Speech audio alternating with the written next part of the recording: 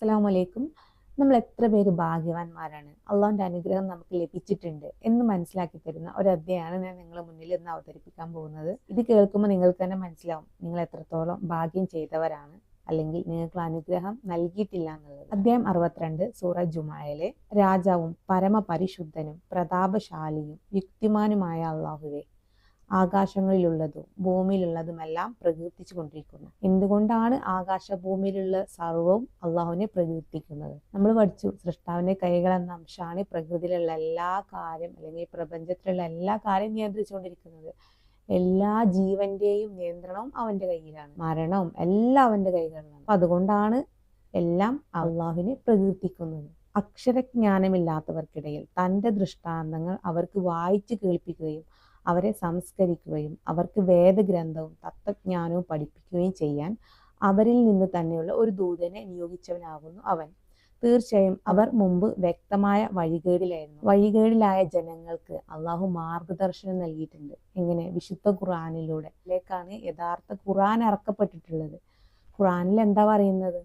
യഥാർത്ഥ സൃഷ്ടാവിന്റെ രഹസ്യങ്ങളും ഈ പ്രപഞ്ചത്തിനെ പറ്റിയിട്ടുള്ള എല്ലാ കാര്യങ്ങളും അതിൽ സൂചിപ്പിക്കുന്നുണ്ട്. അവർക്ക് അറിവ് പഠിപ്പിക്കാൻ വേണ്ടിയിട്ടാണ് ഈ ഖുർആൻ ഇറക്കപ്പെട്ടത്. എന്നാൽ ഖുർആനിലുള്ള കാര്യങ്ങൾ എന്താന്നുള്ളത് നമ്മൾ ഏകദേശം മനസ്സിലാക്കി കഴിഞ്ഞിട്ടുണ്ട്. അവരിൽപ്പെട്ട ഇനിയും അവരോടൊപ്പം വന്നു ചേർന്നിട്ടില്ലാത്ത മറ്റുള്ളവരിലേക്കും അദ്ദേഹത്തെ നിയോഗിച്ചിരിക്കുന്നു. അവനാകുന്നു പ്രതാപിയും യുക്തിമാനും.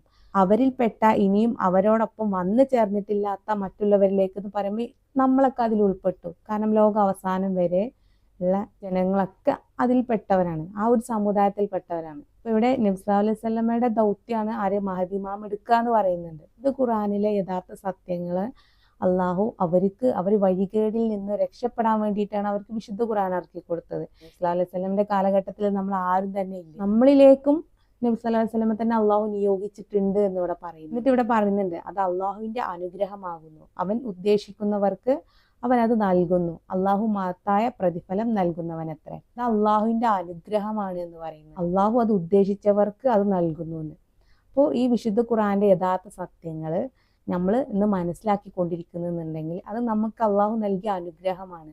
അത് അള്ളാഹു ഉദ്ദേശിച്ചവർക്ക് മാത്രമേ ലഭിക്കുള്ളൂ എന്നുണ്ട്. അപ്പോൾ നമ്മൾ ഈ സത്യങ്ങൾ മനസ്സിലാക്കുമ്പോൾ എത്ര പേര് ഇതിനെ അംഗീകരിക്കുന്നുണ്ട്, എത്ര പേര് ഇതിനെ നിരസിക്കുന്നുണ്ട് എന്നുള്ളത് എനിക്കറിയില്ല. പക്ഷെ സൃഷ്ടാവിനെ അറിയാൻ പറ്റും. അള്ളാഹു മഹത്തായ പ്രതിഫലം നൽകുന്നവനത്ര. യഥാർത്ഥ സൃഷ്ടാവിനെ അംഗീകരിക്കാൻ കഴിയുക, അല്ലെങ്കിൽ യഥാർത്ഥ സൃഷ്ടാവിന്റെ രഹസ്യങ്ങൾ നമ്മൾ മനസ്സിലാക്കാൻ കഴിയുക എന്നുള്ളത് നമ്മളെ സംബന്ധിച്ചിടത്തോളം നമ്മൾ ഭാഗ്യം ചെയ്തത് കൊണ്ട് മാത്രമാണ് എന്നുള്ളത്.